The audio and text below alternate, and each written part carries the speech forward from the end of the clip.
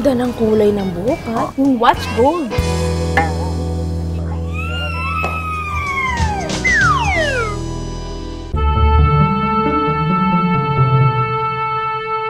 Kapag hinanap mo ang pangalang Marlu Arizala sa internet, ito ang madalas na makikita.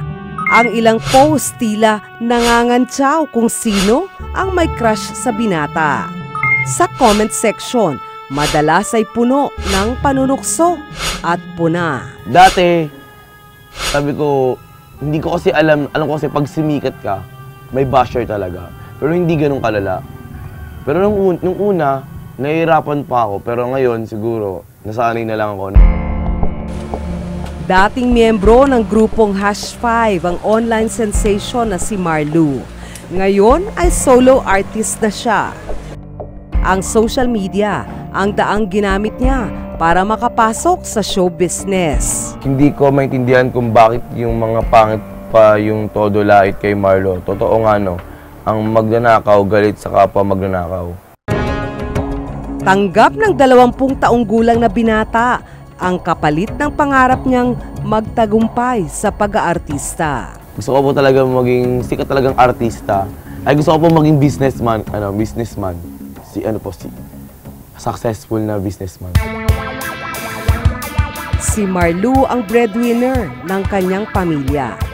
Naiimbitahan siyang magtanghal sa mga piyesta at mall shows 2 beses sa isang buwan.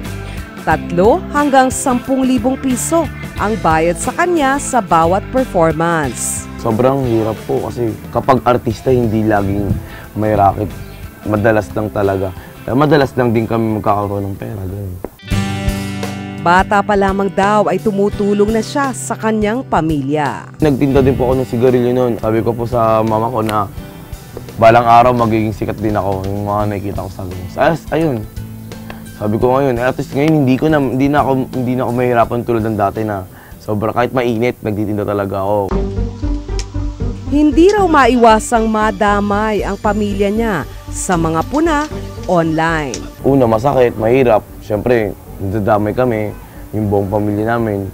Masakit para sa mga magulang ni Marlu ang inaani niyang panlalait sa social media. Ayon sa eksperto, mas malakas ang loob ng mga taong manlait sa social media dahil hindi sila kaharap at kakilala ng inaalipusta nila. Bakit nga ba bakit napalakas ng social media yung trolling? No, kasi sa internet, makikita natin, when people engage in discourse over the internet, nandiyan usong-uso yung mga, halimbawa, yung mga taong they can easily assume other identities, or they can assume alternate identities, or hindi na sila magpapakilala at all, mga anonymous. No? So dahil nandun yung kanilang kakayahan na hindi magpakilala, mas lumalakas yung loob nila.